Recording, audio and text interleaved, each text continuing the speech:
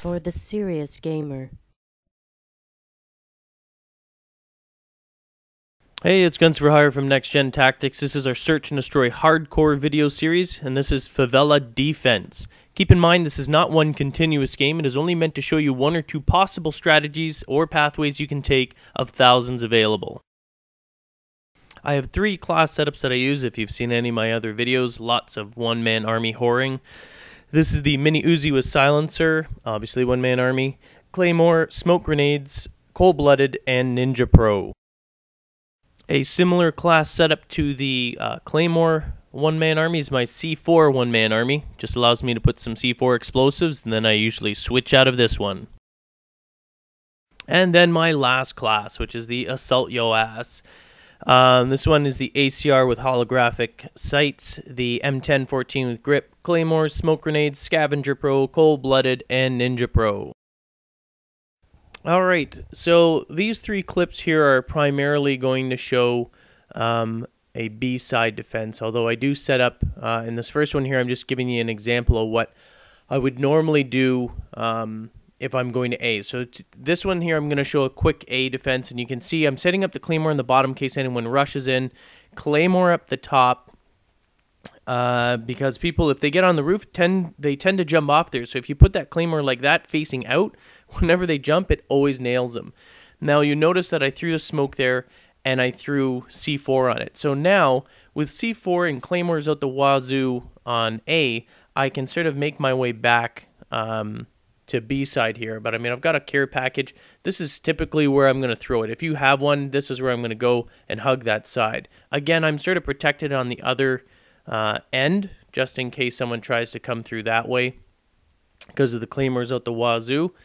So, you know, I don't really worry about it. This is not a perfect example of killing them. I mean, I'm looking for whether I should make airstrikes here. Yeah. Well, anyway, well, let's launch it up. Since I don't have anything actively going on at A, I'm going to launch it across B just in case there is anyone there. And for whatever reason, it was an epic strike fail. I have no idea how the hell that person lived.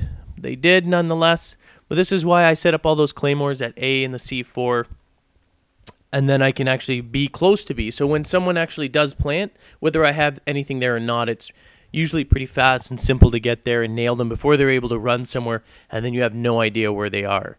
So that's typically a setup, even if I'm, you know, gonna guard one or the other. If I don't know if I have a good team or not, that's gonna be able to do it properly. Now this time I'm gonna actually stay more B side instead of setting up and covering A.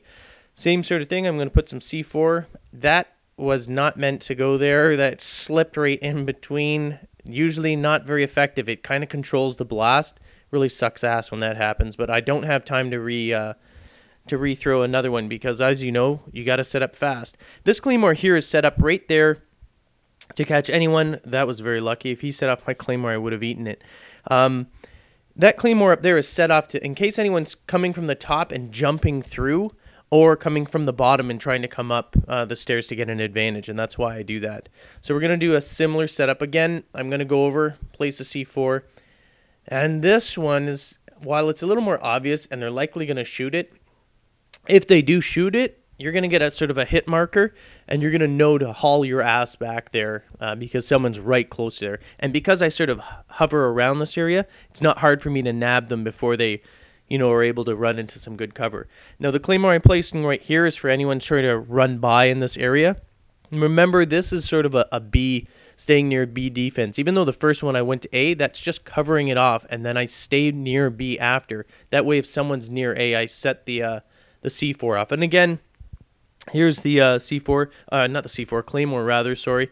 And it does the same trick whether it's in front of the door or not. It's going to nab anyone that's jumping through that top level there, or coming from the bottom, and it's going to nail them off here. And then I can just stay up here, take a guard. I don't typically like to go into that window. I did take a quick peek, but I don't like sticking my head out here. This is actually a very effective place to nail people in that building, and in case they jump across building to building where you see Iron Respect, one of our NGT clan members. But even if he wasn't there, it would have been, this is actually a very effective spot for guarding that alleyway that you can kind of see there where the B mark is when they're coming along that side. You also have quick access to the ladder on the building above me to get to A.